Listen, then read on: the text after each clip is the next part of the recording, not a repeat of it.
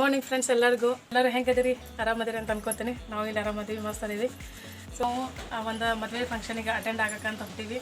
Time ಆಗಲಿ 8:30 ಆಗೈತಿ. Actually ಲೇಟ್ನೂ ಆಗೈತಿ, ಇನ್ನೇನು ಬಿಡಬೇಕು ಒಂದು 5-10 ನಿಮಿಷದೊಳಗೆ. ಸೊ ಅಲ್ಲಿ ಏನು ವಿಡಿಯೋಸ್ ಅದಾವು, ಒಂದಿಷ್ಟು ಫುಟೇಜಸ್ ನಿಮ್ಮ ಜೊತೆ ಶೇರ್ ಮಾಡ್ಕೊಳಕ್ಕೆ ನಾನು ಪ್ರಯತ್ನ ಪಡ್ತೀನಿ. ಆಮೇಲೆ ಆ ಮದುವೆ ಯಾರ್ದಪ್ಪ ಅಂತಂದ್ರೆ ನಮ್ಮ ಚಿಕ್ಕಮ್ಮನ ಮಕ್ಕಳು ಗಜೇಂದ್ರ ಗಢದೊಳಗೆ ಮದುವೆ ಐತಿ ಇವತ್ತು. ಹಾಗಾಗಿ ಹೊಂಟೀವಿ. ಈ ಥರ ಲುಕ್ ಕ್ರಿಯೇಟ್ ಮಾಡೀನಿ ಸಿಂಪಲ್ ಒಳಗೆ. ಸರ್ ನೀವು ರೀ ಹೊರಗೋದ್ರನ ಬರ್ರಿ. ನಮಸ್ಕಾರ, ಎಲ್ಲರಿಗೂ ಶುಭೋದಯ. ಚಲೋ ಚಲ್ತೆ. ನಮ್ಮ ಶ್ರೇಯಾ ಮತ್ತು ಮುರಳಿ ಯಾವ ಥರ ರೆಡಿ ಆಗ್ಯಾರ ಅನ್ನೋದನ್ನು ನಿಮ್ಮ ಜೊತೆನೂ ಶೇರ್ ಮಾಡ್ಕೋಬೇಕು ಅಂತ ಅಂದ್ಕೊಂಡಿದ್ದೆ. ಆದ್ರೆ ಹೋಗಿ ಕೂತ್ಬಿಟ್ಟಿದ್ರು ಕಾರ್ ಒಳಗೆ, ಹಾಗಾಗಿ ಶೇರ್ ಮಾಡ್ಕೊಳಕ್ಕಾಗಲಿಲ್ಲ. ಆ್ಯಕ್ಚುಲಿ ನಮ್ಮ ಸಾಹೇಬ್ರು ಡ್ರೈವ್ ಮಾಡ್ಕೋತಾನ ಸ್ಟೆಪ್ಸ್ ಹಾಕ್ತಾನೆ ಇರ್ತಾರೆ ಅವ್ರ ಸೀಟ್ ಮೇಲೆ. ಅದೊಂದು ಭಾಳ ನನಗೆ ನಗು ಬರ್ತಿರ್ತೈತಿ. ಅಂದರೆ ಎಲ್ಲರಿಗೂ ಇಷ್ಟ ಆಕತಿ ಅಂತ ಅಂದ್ಕೊಂಡಿರ್ತೀನಿ, ಯಾಕಂದ್ರೆ ಮ್ಯೂಸಿಕ್ ಜೊತೆಗೆ ಡ್ರೈವಿಂಗ್ ಎಲ್ಲರಿಗೂ ಇಷ್ಟ ಆಗೇ ಆಗುತ್ತೆ. ಆಬ್ವಿಯಸ್ಲಿ ಮ್ಯೂಸಿಕ್ ಇತ್ತಪ್ಪ ಅಂತಂದ್ರೆ ಎಷ್ಟೇ ಡಿಸ್ಟೆನ್ಸ್ ಇರಲಿ, ನಿಜವಾಗ್ಲೂ ಕಣ್ಣು ಮುಚ್ಚಿ ಕಣ್ಣು ತೆಗೆದ್ರೊಳಗೆ ನಾವು ಹೆಂಗೆ ಡೆಸ್ಟಿನಿ ರೀಚ್ ಆದ್ವಿ ಅನ್ನೋದನ್ನ ತಿಳಿಯಂಗಿಲ್ಲ. ಅಷ್ಟು ಶಕ್ತಿ ಇರ್ತೈತಿ ಮ್ಯೂಸಿಕ್ಕಿಗೆ. ಆ ಟೈಮ್ನೊಳಗೆ ನಾನು ವಿಡಿಯೋಸ್ ಅದನ್ನು ತೊಗೊಳಕತ್ತಿದ್ದೆ, ಬಟ್ ನಮ್ಮ ಯಜಮಾನ್ರಿಗೆ ಅದು ಗೊತ್ತಿರಲಿಲ್ಲ. ಅಚಾನಕ್ಕಾಗಿ ನೋಡಿ ಅಲರ್ಟ್ ಆಗಿಬಿಟ್ರೆ. ಮನೆಯಿಂದ ನಾವು ಹಂಗೆ ಡೈರೆಕ್ಟಾಗಿ ರೆಡಿಯಾಗಿ ಜಸ್ಟ್ ಹೋಗಿದ್ವಿ. ಬಟ್ ಟಿಫನ್ ಆಗಿರಲಿಲ್ಲ. ನಡ್ಬರ್ಕ ಗದ್ದಿನ ಕೆರೆ ಒಳಗೆ ನಾವು ಟಿಫನ್ ಮಾಡಿದ್ವಿ. ಹಾಗಾಗಿ ಸ್ವಲ್ಪ ಟೈಮ್ ಅಲ್ಲೇ ಹೋಗ್ಬಿಡ್ತು. ಹೀಗಾಗಿ ಮುಹೂರ್ತ ಅಂದರೆ ಅಕ್ಷತೆ ನಮಗೆ ಮಿಸ್ ಆಗುತ್ತೆ ಅಂತ ಅಂದ್ಕೊಂಡಿದ್ವಿ ನಾವು, ಬಟ್ ಹಂಗಾಗಿರಲಿಲ್ಲ. ಅವಾಗಿನ್ನೂ ಮದುಮಕ್ಕಳಿಗೆ ಬಾಸಿಂಗ ಏನೋ ಕಟ್ಟಾತಿದ್ರೆ, ಮಮ್ಮಿನೂ ಬಂದಿದ್ರೆ, ಹಾಗಾಗಿ ಭಾಳ ಖುಷಿ ಅನ್ನಿಸ್ತಾ. ಆ್ಯಕ್ಚುಲಿ ಈ ಮದ್ವೆ ಅಟೆಂಡ್ ಆಗಿದ್ದು ನನಗೆ ಒಂಥರ ಹೊಸ ಎಕ್ಸ್ಪೀರಿಯೆನ್ಸ್. ಬಿಕಾಸ್ ಬೇರೆ ಥರದ್ದು ತಿಳ್ಕೊಳಕ್ಕೆ ಸಿಕ್ತು, ಪದ್ಧತಿಗಳು ಆಮೇಲೆ ಕಲಿಯೋಕ್ಕೆ ಸಿಕ್ತು. ಈ ಥರನೂ ಪದ್ಧತಿಗಳು ಇರ್ತಾವು ಅನ್ನೋದನ್ನು ತಿಳ್ಕೊಳಕ್ಕೆ ಸಿಕ್ತು. ಯಾಕಂದ್ರೆ ಈ ಮದುವೆ ಒಳಗೆ ಹೆಂಗಿತ್ತಪ್ಪ ಅಂತಂದ್ರೆ ವಿತೌಟ್ ತಾಳಿ ಬೊಟ್ಟು ಬರೀ ಕನಿಮನಿ ಅಷ್ಟೇ ಧಾರಣೆ ಮಾಡಿಸಿದ್ದು ಐತಿ. ಅದು ಏನೋ ಒಂದು ಡಿಫ್ರೆಂಟ್ ಅಂತ ಅನ್ನಿಸ್ತು ನನಗೆ. ಯಾಕಂದ್ರೆ ಯೂಶ್ವಲಿ ಕರಿಮಣಿ ಜೊತೆಗಿನ ತಾಳಿ ಬೊಟ್ಟು ಒಂದೇ ಸರದೊಳಗನ ಪೋಣಿಸಿರ್ತಾರೆ. ಬಟ್ ಇದೊಂದು ಸ್ವಲ್ಪ ಡಿಫ್ರೆಂಟ್ ಇತ್ತು.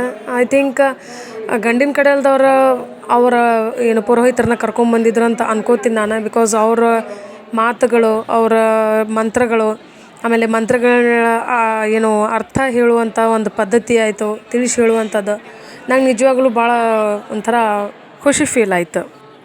ನಮ್ಮ ಮಮ್ಮಿ ಅದ್ರ ಜೊತೆಗಿನ ಅವರು ಮಂತ್ರ ಹೇಳುವಂಥದ್ದು, ಅವ್ರು ತಿಳಿಸಿ ಅದರ ಅರ್ಥ ಹೇಳುವಂಥದ್ದು ಎಲ್ಲ ಹೊಸ ಹೊಸ ಪದ್ಧತಿಗಳು ಇರೋದರಿಂದ ಒಂದು ಸ್ವಲ್ಪ ಏನೋ ಒಂದು ಹೊಸ ರೀತಿ ಇರೋದರಿಂದ ನಮ್ಮ ಮಮ್ಮಿನೂ ಭಾಳ ಸೂಕ್ಷ್ಮವಾಗಿ ಗಮನಿಸ್ತಾ ಇದ್ರು ಎಲ್ಲದನ್ನು, ಹೆಂಗೆ ಏನು ಎತ್ತ ಯಾವ್ಯಾವ ಥರ ಮಾಡಾಕತ್ತಾರ, ಏನೇನು ಅರ್ಥಗಳದಾವು, ಆಮೇಲೆ ಯಾವ್ಯಾವನ್ನು ಮಿಸ್ ಮಾಡ್ಕೊಂಡಾರೋ ಏನೋ ಅಂಥೇಳಿ ನೋಡ್ಕೊಳತ್ತಿದ್ರು. ಅವರು ಒಂಥರ ಇಲ್ಲಪ್ಪ ಭಾಳ ಚಂದ ನಡೆಸ್ಕೊಟ್ರು ಅಂಥೇಳಿ ಅಂತಿದ್ರು. ಯಾಕಂದ್ರೆ ಅವರಾಗಲೇ ಸಾಕಷ್ಟು ಮದುವೆಗಳಿಗೆ ಅಟೆಂಡ್ ಆಗಿರ್ತಾರೆ. ಅವ್ರಿಗೂ ಗೊತ್ತಿರ್ತಾವೆ ಯಾವ ಥರ ಪದ್ಧತಿಗಳು ಏನು ಅಂತ ಹೇಳಿ. ಕೆಲವೊಮ್ಮೆ ಬೇರೆ ಕಡೆ ಮಿಸ್ ಆದಲ್ಲಿ ಇವರು ನಮ್ಮ ಮಮ್ಮಿಯವ್ರು ಹೇಳಿಕೊಟ್ಟಿದ್ದೂ ಐತಿ. ಹೀಗಾಗಿ ನಾನು ಈ ಕಡೆ ಮದ್ವೆನೂ ಸರಿಯಾಗಿ ನಾನು ಅಟೆಂಡ್ ಮಾಡತ್ತಿದ್ದೆ. ಪ್ಲಸ್ ಮದ್ವೆಗೆ ಅಂದ್ರೆ ಅಕ್ಷತೆ ಬೀಳೋ ಜಾಗದೊಳಗೆ ಏನು ಪುರೋಹಿತರು ಏನೇನು ಕೆಲಸ ಮಾಡಾಕತ್ತಾರ, ಯಾವ್ಯಾವ ಥರದ ಪದ್ಧತಿಗಳು ಮಾಡತ್ತಾರ ಅದ್ರ ಮೇಲೆ ಲಕ್ಷ್ಯ ಇತ್ತು ನಂದು. ಅದ್ರ ಜೊತೆಗಿನ ಮಮ್ಮಿಯವ್ರ ಮೇಲೂ ನನ್ನೊಂದು ಕಣ್ಣಿತ್ತು. ಹೆಂಗೆ ಮಾಡತ್ತಾರ, ಏನು ಬಿಹೇವಿಯರ್ ಇನ್ ದ ಸೆನ್ಸ್ ಅವ್ರು ಹೆಂಗೆ ಅಂದ್ರೆ ಖುಷಿ ಸಿಗಾಕತ್ತೈತಿ, ಯಾವ್ಯಾವ ಹೊಸದು ಯಾವ ಥರ ಸಿಗಾಕತ್ತೈತೆ ಅವರಿಗೆ, ಯಾವುದನ್ನು ಮಿಸ್ ಮಾಡ್ಕೊಂಡಾರು ಏನು ಅಂತಂದು ನೋಡಿಕೊಂಡು ಅವರೆಲ್ಲ ಚೆಕ್ ಮಾಡತ್ತಿದ್ರಲ್ಲ, ಅದು ನನಗೆ ಅವರು ಅದೊಂಥರ ಖುಷಿ ಅನ್ನಿಸ್ತು. ನಾನು, ಮಕ್ಕಳು, ಆಮೇಲೆ ನಮ್ಮ ಮಮ್ಮಿಯರು ಸ್ಟೇಜ್ ಮೇಲಿದ್ವಿ. ಸಾಹೇಬರು ಕೆಳಗಡೆ ಅವ್ರ ಫ್ರೆಂಡ್ಸ್ ಜೊತೆ, ಅವರ ಏನು ಅಂತಂಬ್ರ ಆಗಬೇಕು ಅವ್ರ ಜೊತೆ ನಿಂತಾರ, ಅವ್ರ ಜೊತೆ ಮಾತಾಡಕತ್ತಾರ.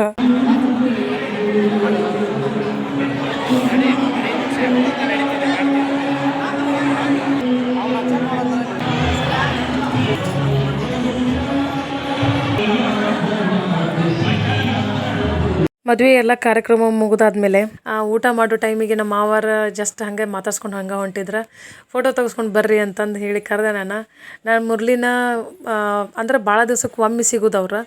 ಹಾಗಾಗಿ ಮುರಳಿನ ಅಳಿಯ ಅಂತ ತಿಳ್ಕೊಂಡು ಚೇಷ್ಟೆ ಮಾಡತ್ತಿದ್ರು. ಅಳಿಯ ಅಲ್ಲಪ್ಪ, ಅವರು ನಿಮ್ಮ ಮಗ ಆಗಬೇಕು, ನಿಮಗೂ ಇವರು ನಿಮ್ಮ ದೊಡ್ಡಪ್ಪರು ಅಂಥೇಳಿ ನಾನು ಮುರಳಿಗೆ ಆಯಿತು ಒಬ್ರಿಗೊಬ್ರಿಗೆ ಪರಿಚಯ ಮಾಡ್ಕೊಳತ್ತಿದ್ದೆ. ನಮ್ಮ ಚಿಕ್ಕಮ್ಮ ಮದುಮಗಳಿಗೆ ಕೊಡುವಂಥ ಸಾಮಾನುಗಳನ್ನ ಎಲ್ಲ ಹೊಂದಿಸಿಟ್ಟಿದ್ರು ಆಲ್ರೆಡಿ ಅವರು. ಅಲ್ಲಿ ಕಳಶ ತುಂಬುವಂಥದ್ದಿತ್ತು. ಚಿಕ್ಕಮ್ಮ ನಾನು ಕರೆದ್ರು. ಅವ್ರು ಕರೆದ್ರು ಅಂತ ನಾನು ಹೋಗಿ ಎಲ್ಲ ತುಂಬಿಸಿ ಇದನ್ನ ಮಾಡತ್ತಿದ್ವಿ ಅವ್ರ ಕೈ ಕೆಳಗೆ. ಅವರು ಹಿಂಗೆ ಮಾಡು ಅಂತಂದು ನನಗೆ ಇನ್ಸ್ಟ್ರಕ್ಷನ್ ಮಾಡಿಕೊಡತ್ತಿದ್ರು. ಈ ಕಡೆ ನಾನು ತೆಂಗಿನಕಾಯಿ ಹಿಡ್ಕೊಂಡೀನಿ, ಆ ಕಡೆ ನಮ್ಮ ಚಿಕ್ಕಮ್ಮ ಎಲೆಗಳನ್ನ ಅಂದ್ರೆ ಚಲೋ ಇರುವಂಥ ಎಲೆಗಳನ್ನ ಹೊಂದಿಸಿ ಕೊಡಾಕತ್ತಾರು.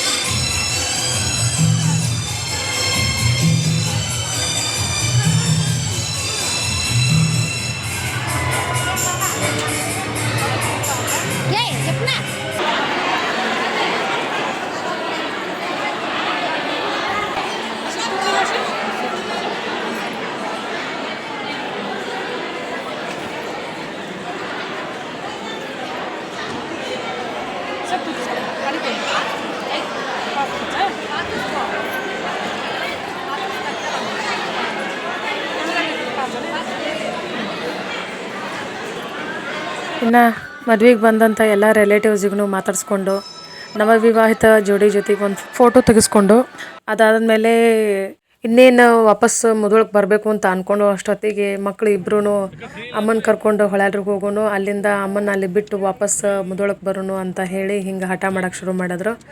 ಹೆಂಗಿದ್ರು ಬಸ್ಸಿನ ವ್ಯವಸ್ಥೆ ಸರಿಯಾಗಿ ಇಲ್ಲ, ಅಂದರೆ ಬಿಸಿಲು ಭಾಳ ಇತ್ತಲ್ರಿ. ಇದು ಆ್ಯಕ್ಚುಲಿ ಸ್ಕೂಲ್ ರಜೆ ಕೊಟ್ಟಿದ್ರು ಆವಾಗಿನ ವಿಡಿಯೋ ಇದು. ಆ್ಯಕ್ಚುಲಿ ಒಂದಿಷ್ಟು ಕ್ಲಿಪ್ಪಿಂಗ್ಸು ಫೋನಿಂದ ಮಿಸ್ ಆದ್ರಿಂದ ಒಂದಿಷ್ಟು ಬೇರೆ ಕಡೆಯಿಂದ ಸಿಗಬೇಕಾಗಿದ್ದರಿಂದ ಇದನ್ನ ಸ್ವಲ್ಪ ವಿಡಿಯೋ ಮಾಡೋದನ್ನು ಎಡಿಟ್ ಮಾಡೋದನ್ನು ಒಂದು ಸ್ವಲ್ಪ ಡಿಲೇ ಮಾಡಿದ್ದೆ ನಾನು. ನಿಮಗೆಲ್ಲ ಗೊತ್ತೈತಿ ನಾವು ಮೇ ತಿಂಗಳೊಳಗೆ ಯಾವ ರೀತಿ ಬಿಸಿಲಿನ ಪ್ರಭಾವ ನಾವು ಅನುಭವಿಸೀವಿ ಅಂಥೇಳಿ. ಆ ಟೈಮ್ನೊಳಗಿನ ಮದ್ವೆ ಕಾರ್ಯಕ್ರಮ ಇತ್ತು ಇದು. ಆ್ಯಕ್ಚುಲಿ ಮದ್ವೆ ಇರೋದು ಗಜೇಂದ್ರಗಡ ಅಂತ ನಿಮ್ಗೆ ಆಲ್ರೆಡಿ ಗೊತ್ತೈತಿ. ಅಲ್ಲಿಂದ ರೋಣಕ್ಕೆ ವ್ಯವಸ್ಥೆ ಐತಿ ಬಸ್ಸಿಂದ, ಬಟ್ ರೋಣದಿಂದ ಹೊಳೆಯಾಲೂರಿಗೆ ವ್ಯವಸ್ಥೆ ಸ್ವಲ್ಪ ಕಮ್ಮಿ ಐತಿ ಬಸ್ಸಿಂದ. ಹಾಗಾಗಿ ರಿಸ್ಕ್ ತೊಗೊಳೋದು ಬೇಡ, ಜೊತೆಗೆ ಅವ್ರು ಸುಸ್ತೂ ಆಗಿದ್ರು. ಪ್ಲಸ್ ಅವ್ರನ್ನ ಮನೆಗೂ ಬಿಟ್ಟಂಗೂ ಆಯ್ತು, ನಾವು ಮನೆಗೆ ವಿಸಿಟ್ ಕೊಟ್ಟಂಗೂ ಆಯ್ತು ಅಂಥೇಳಿ ಮಕ್ಕಳು ಇನ್ಸಿಸ್ಟ್ ಮಾಡತ್ತಿದ್ರು. ಹಾಗಾಗಿ ನಾವು ಹೋದ್ವಿ ಮಮ್ಮಿನ ಕರ್ಕೊಂಡು. ಅವರು ಸುಸ್ತಾಗಿದ್ದರಿಂದ ಅಲ್ಲೇ ಗಾಡಿ ಒಳಗೆ ಒಂದು ಸ್ವಲ್ಪ ರೆಸ್ಟ್ ಮಾಡಿದರು.